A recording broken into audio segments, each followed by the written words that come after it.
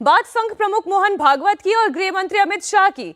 अंडमान दौरे पर जाने वाले केंद्रीय गृह मंत्री अमित शाह और संघ प्रमुख मोहन भागवत आज अंडमान निकोबार के दौरे पर हैं। अंडमान के विजयपुरम में अमित शाह और मोहन भागवत स्वतंत्रता सेनानी वीर सावरकर की प्रतिमा का अनावरण करेंगे, साथ ही उनके गीत का विमोचन करेंगे। वीर सावरकर की प्रसिद्ध कविता सागरा प्राण तलमाला की 116वीं वर्षगांठ पर यह कार्यक्रम आयोजित किया जा रहा है। सावरकर ने यह कविता 1909 में मराठी भाषा में लिखी थी। अंग्रेजों ने 1911 में सावरकर को काला पानी की सजा सुनाई थी और अंडमान के सेल्युलर जेल में बंद कर दिया था। यहां उन्होंने 10 साल तक काला पानी की सजा काटी थी। हालांकि बाद में उन्हें रत्नागिरी जेल में शिफ्ट किया गया। साल 1924 में फिर उन्हें जेल से रिहा किया गया था।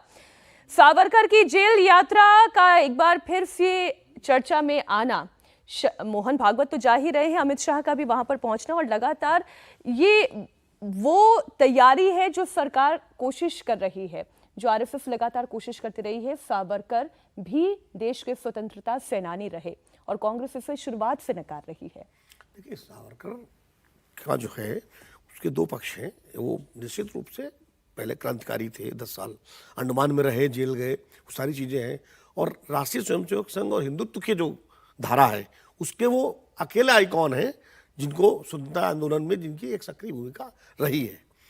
तो जाहिर है कि मोहन भागवत जी संघ प्रमुख हैं, अमित शाह जी गृह मंत्री हैं, उनका भी बैकग्राउंड संघ का और उसी विचारधारा का है। तो अपने अगर विचारधारा के आइकॉन की मूर्ति का अनावरण करने जा रहे हैं या उनके गीत की उम्र, तो उसमें कांग्रेस से पूछती नहीं है ना कि किसने स्वतंत्रता संग्राम में साथ दिया। कांग्रेस क्यों, दोनों तथ्य हैं, वो भी तथ्य है, वो भी तथ्य है। 10 साल वो काला पानी में रहे, वो भी तथ्य है। उसका जो उन्होंने चिट्ठियां लिखी, वो भी तथ्य है। कांग्रेस उस तथ्य को लेती है, बीजेपी और संघ इस तथ्य को लेते हैं। तो ये तो जो तथ्य जो सूट करता है जिसको, उसके हिसाब से। अब नेहरू जी को लेकर बीजेपी सवाल नहीं पूछती, वो उनके तथ्य को ले, और कांग्रेस नेहरू जी को डिफेंड करती है।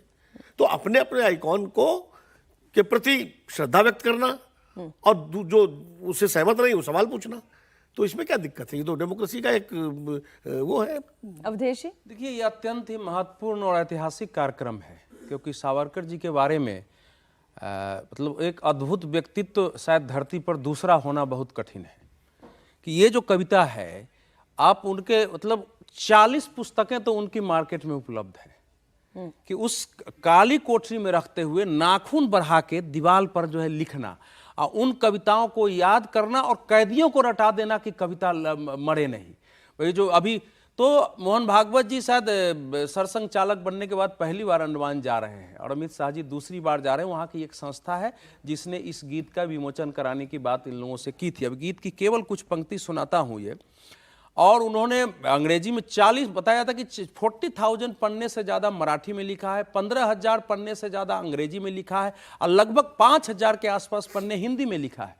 और हिंदी को राष्ट्रभाषा बनाने के का संघर्ष उन्होंने लंदन से ही शुरू किया था। और उनके आज़ादी के जो संकल्प होते थे उसमें चौथा संकल्प ये होता था सभी से कि भारत की हिंदी राष्ट्रभाषा बने और देवनागरी लिपि राष्ट्रलिपि हो।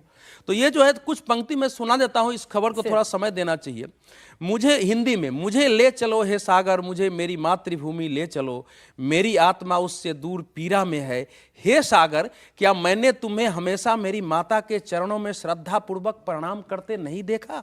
क्या तुमने मुझे अन्य देशों में जाने के लिए नहीं बुलाया था, प्रकृति की प्रचुरता देखने के लिए? मेरी माता का हृदय पीड़ा और अनिश्चितता से भर गया था हमारे बिछुड़ने की खबर सुनकर। फिर तुमने उससे एक पवित्र शपथ ली थी, मुझे मेरे अपनी पीठ पर उठाकर मेरी शीघ्र मेरा तो पक्ष ये है सर, जिस नाम से कांग्रेस को एलर्जी है उस नाम को सरकार कैसे अपना आइकॉन बना रही है, उस पर कांग्रेस की क्या प्रतिक्रिया आएगी? कांग्रेस